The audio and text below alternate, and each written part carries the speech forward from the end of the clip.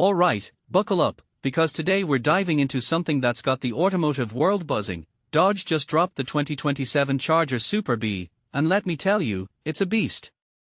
But here's the thing, this isn't just another muscle car refresh.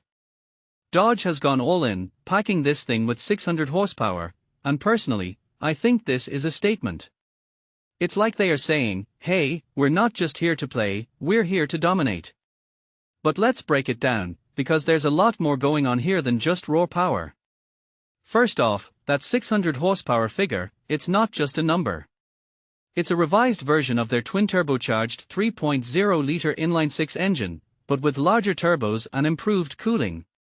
What makes this really interesting is how Dodge is blending old-school muscle car DNA with modern tech. I mean, 600 horsepower from a six-cylinder? That's wild. And it's not just about the power, it's about how they are delivering it.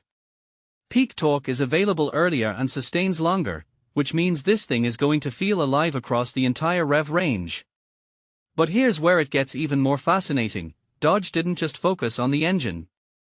They overhauled the cooling, aerodynamics, and handling. Why does that matter? Because it shows they are not just chasing horsepower numbers, they are building a car that can actually handle itself on the track. And let's be real, that's where the Super B needs to shine. Now, let's talk about those aerodynamics. The front fascia alone increases airflow by 30% and adds over 100 pounds of downforce at 150 miles per hour. That's not just a styling tweak, that's engineering. What many people don't realize is how much aerodynamics play into a car's performance, especially at high speeds. Dodge isn't just making the Super B look aggressive, they are making it functional. And those auxiliary radiators hidden in the corners. That's next level. It's like they are saying, we're not just here to look cool, we're here to perform. But here's the part that really got me thinking, the drive modes.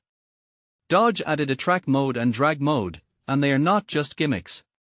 Drag mode reduces front rebound and increases rear compression to maximize power transfer, that's straight up drag racing tech. And track mode? It tightens up the steering and elevates shift points for better handling. What this really suggests is that Dodge wants the Super B to be more than just a straight-line monster. They want it to be a corner carver too. And with the race prep feature keeping the cooling fan running after the engine shuts off, it's clear they are thinking about the little things that make a big difference on the track. Now, let's talk about the RWD mode. Dodge put a switch right on the steering wheel to send 100% of the torque to the rear wheels. Personally, I think this is a game changer. It's like they are giving drivers the freedom to choose between all-wheel drive stability and rear-wheel drive fun. And let's not forget the line lock feature, because who doesn't love a good burnout? But here's the broader perspective, Dodge is giving drivers control. They are saying, here's a 600 horsepower car, and here's how you can make it your own. That's a level of customization we don't always see in this segment. Visually, the Super B is a head-turner. That new yellow-green sucker punch color? Bold.